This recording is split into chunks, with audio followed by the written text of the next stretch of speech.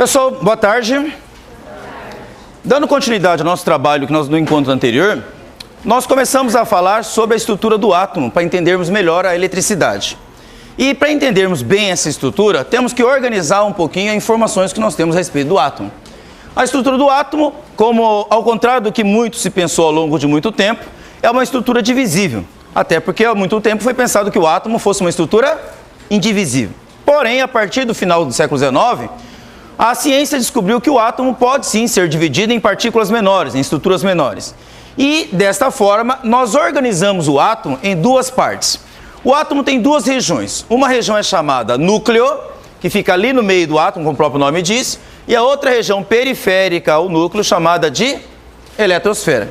Essa estrutura, bem organizada hoje, no compreendimento da física moderna, nós sabemos que a eletrosfera é formada por elétrons que têm carga negativa, enquanto que o núcleo é formado de dois tipos de partículas. Os prótons, que são positivos, e os nêutrons, que são nêutrons, como os próprios nomes dizem. No entanto, tem alguma relação elétrica aí que tem que ficar importante você entender sobre isso. Como é que é possível os elétrons estarem orbitando ao redor desse núcleo? Bom, dentro da física, nós temos uma lei fundamental da mecânica chamada princípio da inércia. O que esse princípio diz? Todo corpo está em movimento, tende a quê? Permanecer em movimento retilíneo e uniforme, a menos que uma força externa modifique isso. Se os elétrons estão girando ao redor do núcleo, então é óbvio que tem que haver uma força que prende esses elétrons, certo? Como os elétrons têm carga negativa e os prótons têm carga positiva, essa força deve ser uma força de atração, ou seja, os elétrons estão atraídos em direção a esse núcleo. E isso já foi descoberto bem antes mesmo da descoberta do elétron, através de um físico inglês chamado Charles Diffie, onde ele descobriu que se você aproximar cargas elétricas de sinais iguais, por exemplo, tá ok?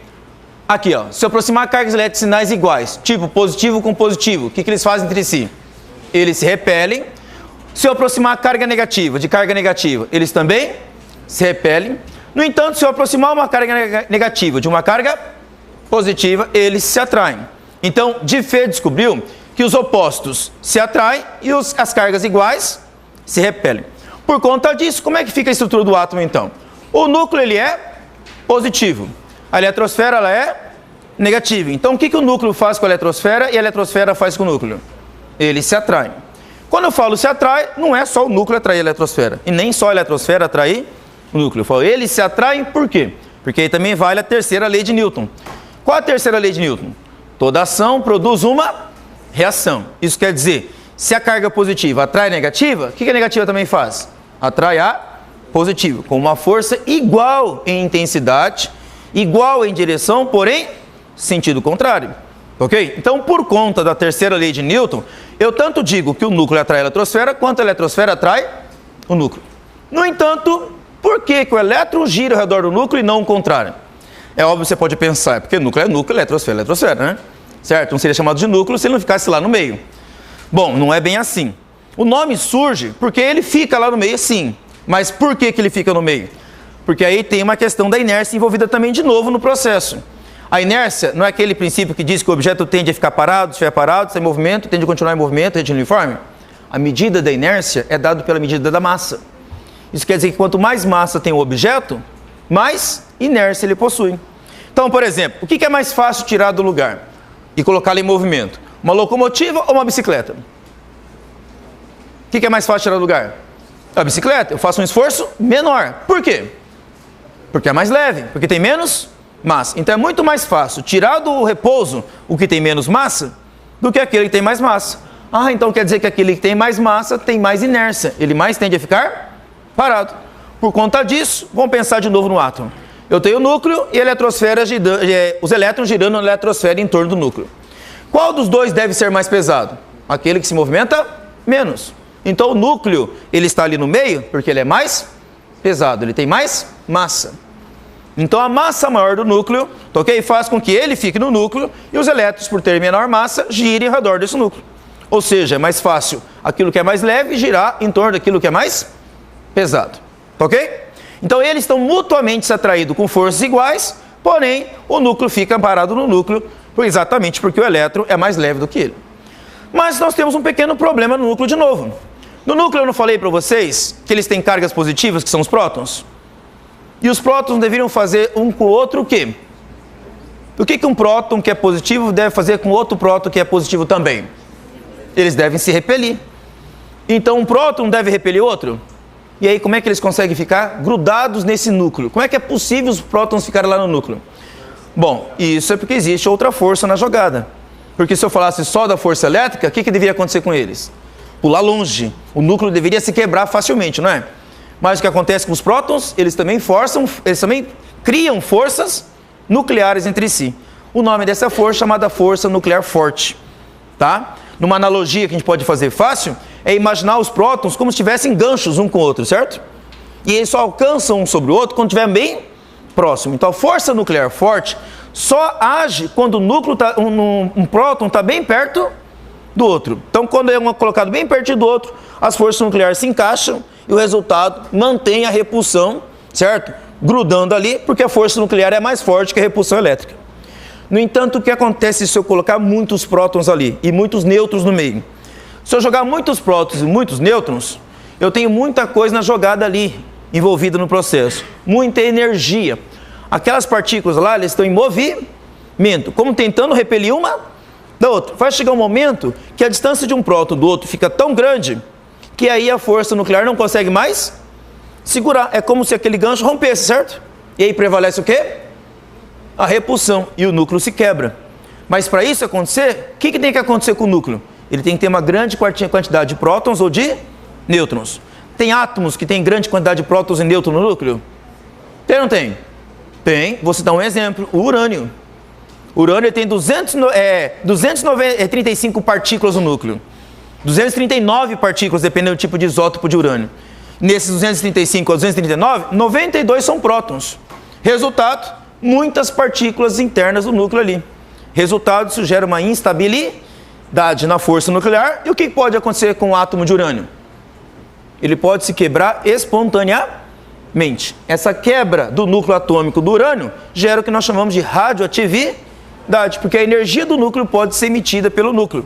Resultado, nós temos ali radiação nuclear saindo do núcleo do átomo de urânio. Então esses átomos muito grandes, você encontra na tabela periódica, certo? O rádio, por exemplo, o polônio, que são elementos muito grandes, eles têm grande instabilidade no núcleo devido à enorme quantidade de partículas nucleônicas envolvidas ali. E aí gera uma instabilidade e a força nuclear não consegue manter coesa essa estrutura.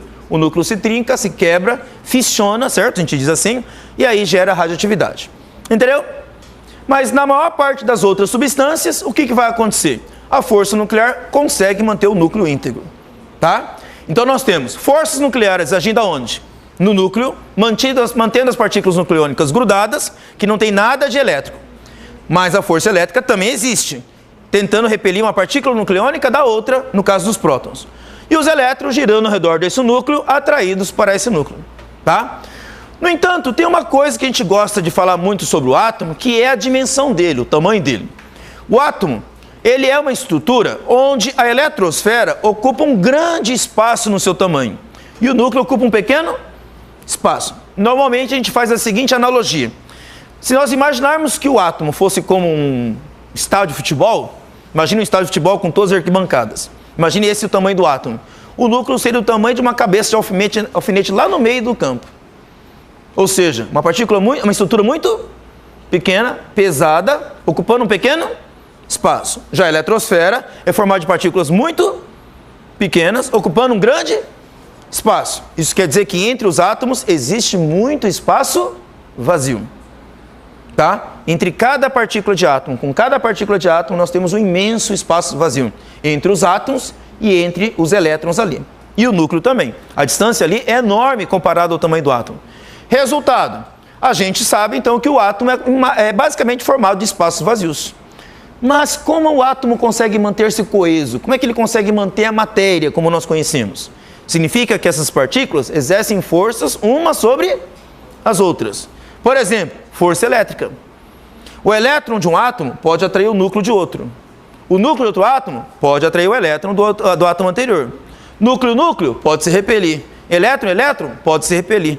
Então o resultado dessas interações de forças elétricas de um átomo para outro acaba fazendo com que as moléculas sejam formadas. Um átomo grude a outro átomo, mantendo o estado de equilíbrio dessas forças, e aí esse estado de equilíbrio forma estruturas moleculares, por exemplo. E aí nós temos a formação da matéria. Da mesma forma, as moléculas podem interagir com outras moléculas também, através de forças elétricas, dando coesão a essas moléculas. E o resultado, nós temos aí a estrutura da matéria. Então, basicamente, o que une toda a matéria são os seus átomos através das forças elétricas. Então, a força elétrica ela é responsável pela manutenção da estrutura da matéria, tá? Bom, considerando isso, vamos analisar agora de que forma nós podemos deixar um corpo inteiro eletrizado, tá? Podemos fazer um corpo ficar eletrizado. Bom, vamos pensar no caso do átomo de novo, para chegar ao corpo inteiro. Um átomo, ele tem assim, o número de prótons que constitui o núcleo é sempre igual ao número de elétrons que constitui a eletrosfera. E o átomo é neutro. Isso significa que cada próton positivo, na sua carga, é anulado por uma carga negativa do elétron. Então é assim, ó, o átomo, ele é neutro. Se ele é neutro, nós observamos que o número de prótons é igual ao número de elétrons. Se os prótons são positivos e os elétrons são negativos e a quantidade entre eles são iguais, então significa que a carga elétrica do próton anula a carga elétrica do elétron. A soma das cargas de prótons com a soma das cargas de elétrons vai dar quanto? Zero. Por isso que o átomo ele é neutro. Mas um átomo pode deixar de ser neutro? Pode. Se eu fizer o quê? Se eu desequilibrar essa quantidade, certo? Se eu fizer o número de prótons ser diferente do número de elétrons, ou o número de elétrons ser diferente do número de prótons, eu acabo com esse equilíbrio e o átomo deixa de ser neutro. Até aí todo mundo entendeu? Agora pensa comigo. Se o átomo pode ficar eletrizado mudando essa quantidade, qual dessas duas quantidades é mais fácil eu mexer? Será que é mais fácil mexer no número de prótons ou é mais fácil mexer no número de elétrons? Lembra isso tudo do átomo que eu acabei de falar para vocês? A eletrosfera é enorme, ocupa um grande espaço, e o núcleo é pequenininho e ocupa um pequeno espaço lá no meio. É mais fácil você mexer o que está lá no meio ou é mais fácil mexer o que está na periferia? Uma analogia que eu gosto de fazer é assim, é mais fácil você chegar na semente da laranja ou na casca da laranja? Por quê? Porque está mais por fora. Então é muito mais fácil mexer na quantidade de elétrons do que na quantidade de prótons. Isso não quer dizer que é impossível mexer aqui. É possível sim. Eu posso mexer no número de prótons, porém é muito mais difícil. Quando a gente mexe na estrutura do próton, no número deles, a gente provoca o que a gente chama de reações nucleares, certo? Como o próprio nome diz, estou mexendo no núcleo. Então nós temos reações nucleares. Quando eu mexo no número de elétrons, eu estou tendo reações químicas que vocês conhecem tanto na química, ou vão falar melhor. Então, quando a gente mexe na quantidade de elétrons, nós estamos mexendo na estrutura eletrônica. E aí podemos tirar elétrons do átomo ou colocar elétrons no átomo. Se eu tiro elétrons, vamos pensar assim comigo. O número de elétrons é igual ao número de prótons. O átomo é neutro. Se eu tiro elétrons, o que vai acontecer? O átomo passa a ter mais carga positiva do que carga, então fica um átomo eletrizado, não fica? Então o átomo eletrizado ele tem um nome diferente, ele é chamado de íon. Então quando um átomo ele deixa de ser neutro, ele se transforma num íon. Então se o átomo fica positivo, nós temos aqui um átomo e ele fica positivo, ele é chamado de íon, certo? Mas também se o átomo ganha elétrons, ele fica negativo, certo? Ele também é um íon. Então como é que eu vou diferenciar ele? Aqui eu tenho um íon positivo e aqui eu tenho um íon. Nós chamamos o íon positivo por um nome, chamamos de cátion. E o íon negativo chamamos de ânion. Então o átomo, quando ele fica eletrizado, ele vira um íon cátion se ele perde elétrons. Ou ele vira um íon ânion se ele ganha elétrons. Todo entendeu? Então para deixar eletrizado, eu tenho que tirar elétrons ou colocar elétrons. De que maneira eu posso fazer isso? Bom, tem muitas maneiras de fazer isso, por exemplo, quimicamente. Tá? Quimicamente tem várias formas de fazer isso aqui. Fisicamente, eu posso fazer isso de 4 formas. Eu posso deixar de 4 maneiras um corpo eletrizado, arrancando elétrons dos seus átomos ou colocando elétrons nos seus átomos. Eu posso eletrizar um corpo, portanto um corpo feito de átomos, por 4 processos. Eletrização por atrito, eletrização por contato, eletrização por indução E eletrização por efeito fotoelétrico. 4 formas de eletrizar. Normalmente, em muitos livros didáticos, você vai encontrar essas 3 primeiras aqui, ó. Tá? Mas como no programa de física do vestibular, em geral, quase no país todo, entra também o conceito de física moderna, por conta disso, devido aos conceitos de física moderna que nós temos, também entra o processo de elettrização por efeito fotoelétrico. Aliás, isso é bastante importante porque ele explica muitas tecnologias que nós temos hoje. Por exemplo, uma máquina fotográfica digital. Quando você tira uma fotografia digital, você não está gravando uma imagem a partir da luz? Luz é foto, certo? O que se grava ali? Não é uma informação eletrônica no teu chip de computador, por exemplo? Ou no seu chip de memória? Quando você tira uma foto? Aqui não é gravado no arquivo? De forma digital? Então aquela informação digital é gravada na forma eletrônica. Mas para isso é necessário produzir alguma eletricidade. Então quando você tira uma fotografia digital, você tem lá um sensor. Esse sensor recebe a luz, aí ele eletriza. Essa eletrização vai depender da cor que atinge aquele sensor. Então, por exemplo, se chega uma cor vermelha, ele vai adquirir uma certa carga elétrica porque ele perde alguns elétrons. Se ele recebe a cor violeta, ele eletriza de outra forma porque ele perde outra quantidade de elétrons. Então, o resultado, cada cor que atinge ali o sensor, ele vai excitar esse sensor, eletrizando ele, arrancando elétrons de sua estrutura. Então, eu posso deixar eletrizado através da luz. Esse processo é chamado de efeito fotoelétrico. Então, muito do nosso dia a dia hoje utiliza tecnologias a partir disso. Portanto, não dá para se omitir esse processo de eletrização, tá?